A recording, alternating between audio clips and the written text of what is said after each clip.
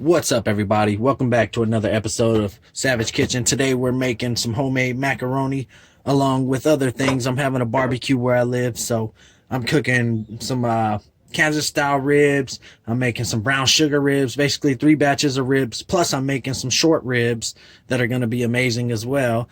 But you're going to need some macaroni, of course. I've already got mine in a hot pot. I'm going to let everything cook. What I'd usually recommend is that you add a little bit of vegetable oil just to kind of make sure you don't have to stir as often. And that way it also keeps it from sticking together. 1 second while I grab my vegetable oil. I am back. I'm going to pop a little bit of that in there just to keep everything from sticking. Alright, mix that in real quick. We're going to let our noodles cook. I got to do 2 separate things because my pot isn't big enough for all these noodles. So I'm going to do these and then I'll be right back to show you guys how I do the cheese sauce once these are done. These are pretty much self-explanatory. Alright guys, so we're back. What you're going to need to do is you're going to need to get, as you can see, my butter's labeled. I'm going to go with 3.5 teaspoons of butter. Get my knife out real quick. So I'll say about 3.5. Honestly might need more because I have 2 things of already cooked noodles. So we're going to toss that in. And I'm going to see what it melts down to. Honestly, I might just need a whole stick.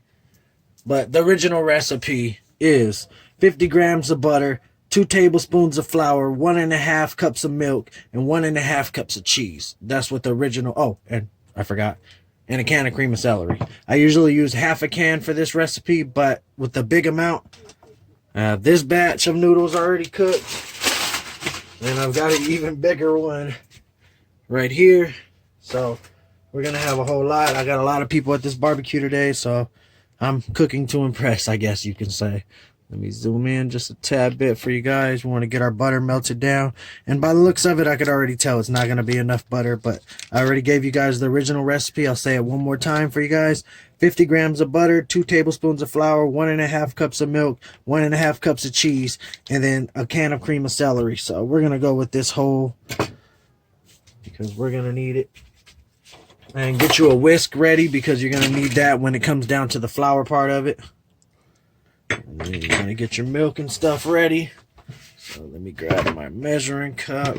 So basically, it calls for 1.5 cups of milk. So you're basically going to go with 3 cups of milk. Well, if you're going to do a big recipe, basically. But if you're doing a smaller recipe, like I said, I've already told you guys twice. But I'm going with 3 cups. But I want to wait till that butter's melted. I just want to have my stuff poured. Already got my milk, as you guys can see, and you can do it with whatever type of milk you want, but I wouldn't recommend doing it with almond milk because it's not that great. So we want to get all that melted in, and I'll be right back with you guys in a quick second. Guys, so we've got our butter to a boil. What you're going to do is you're going to add your milk to it. Boom. You're going to keep stirring it, get it all blended in for a few minutes. Usually I recommend about 2 to 3 minutes of doing this. And you're going to bring it to a boil. So I'm going to put the top until it comes on to a boil. But you want to keep stirring occasionally. That way you keep everything nice and smooth. And then you're going to add your flour in a quick second. Be right back. Alright guys, now that we've got our butter and milk to a nice amount of heat, what you're gonna do now is you're gonna add here. I did this for you guys. Yeah, that way. Get a little closer. That's exactly what I use. Sorry, I write sloppy. I just jotted it down, and I got kitchen hands right now. But that's for the original recipe for a small amount. Like I said, I'm doing a big amount, so I'm gonna get basically instead of 2 tablespoons of flour, you're gonna go with 4. So I got 1. You want to do this part fast. 2, 3, 4. And then you're going to want to whisk it in. Get all that broken down. You want to get it all in there. I'm over here spilling, but you want to break it down. I should have did it with a bigger pot, but it is what it is. You want to break it down all the way, get all that flour clumps out.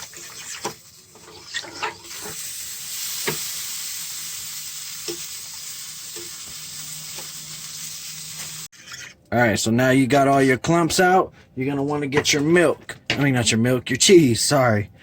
And you want to make sure no clumps are left in there. So I don't see any clumps left in mine. So what I'm going to want to do is, let me get my cheese prepared and I'll be right back. Now we're going to set it to low setting, simmer. We've got all our lumps out. Just double check like I said.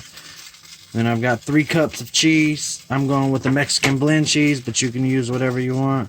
Let's just hope all mine fits in here. I'm just going to do it halfway slowly and melt it down, I guess. Looks like it actually will fit, no problem. Alright. I got that in there, and it's on simmer or low. You could even cut it off. It's hot enough. Alright, sorry, my son interrupted. I'm doing a video. He didn't know, but he's fine. Sorry, guys. But you're going to basically mix all this in until it gets creamy. Yeah, I should have used a bigger pot, but like I said, mistakes in the kitchen happen, and I don't give a shit. So I'm going to just kind of keep blending it in there.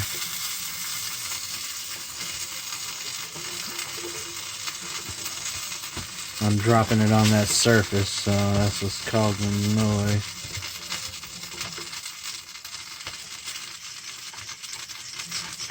Move that all in there. Alright, so you're going to stir it for about 3 minutes on low, just so you get that creamy texture. I'll be back once I get it. Guys, so we've got a smooth texture already. What we want to do is, you want to add some of this can right here. And this is going to give it that more creamy effect. Ooh, damn, I'm right at the lip. And then you're going to basically stir it through until it cooks. I'll be right back. Guys, as you guys can see, we got that creamy texture now. What you're going to do is, you're going to push it back a little bit. 1 second. And push this back. And as I said, I've got 2 batches of this. This is the small batch. And I'm just going to do it with this. This will probably be easier. Just dump it in there. Get it all in there. Let me scoot this back just a little bit more. Oh, you guys can see where I'm putting everything.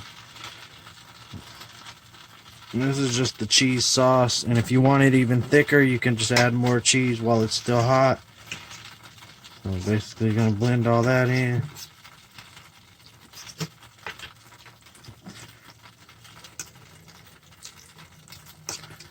Then I've got to shred some more cheese. You're going to add a cheese layer on top of this, and then it's going to go in the oven for about 5 minutes until the cheese is melted. But also what you're going to want to do before you do that is, I usually add it into here. I'm making 2 separate batches, a little spicier batch and then a regular batch. This one's just going to be lightly peppered. Mix all that in.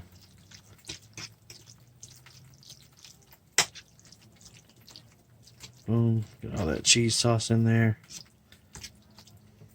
Alright. A little bit more pepper. Just a little light layer. Hopefully I don't sneeze with all this pepper flying around. And then we're going to add cheese on top of it, but that's some creamy stuff right there.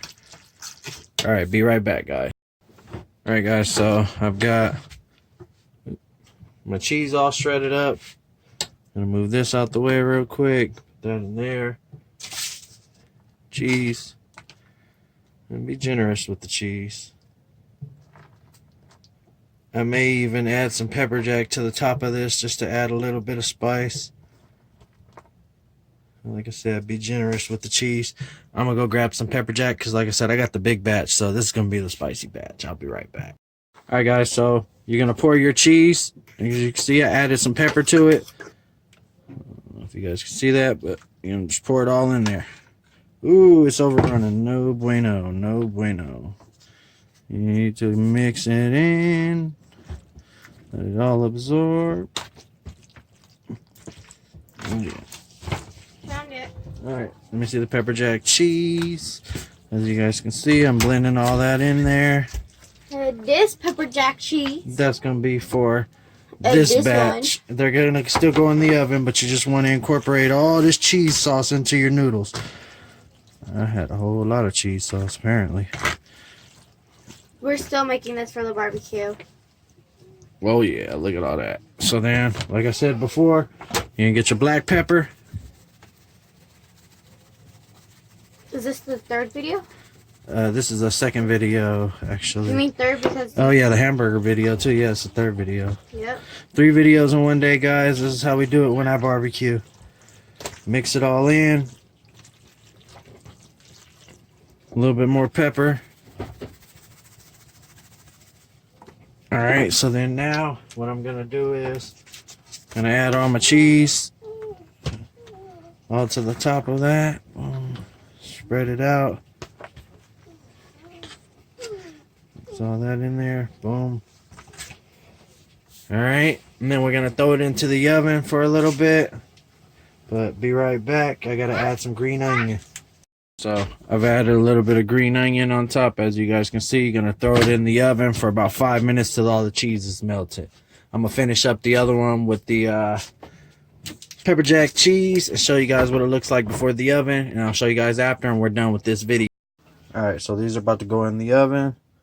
These are the ones with the pepper jack cheese. We've already added all our cheese sauce. I'll be right back with you guys to follow up with the ending video. Alright guys, so our mac and cheese is done. As you guys can see, this is our regular mac and cheese, nice and creamy. And this is our pepper jack mac and cheese. All creamy and delicious. So give me a picture of that. Give me a picture of that. And we are done. Thanks again, guys, for watching Savage Kitchen. If you guys have any questions, feel free to ask. Drop in the comment section. Sorry, I got kids in the background. If you're new here, like, comment, subscribe. Any feedback is appreciated. As always, guys, have a good one.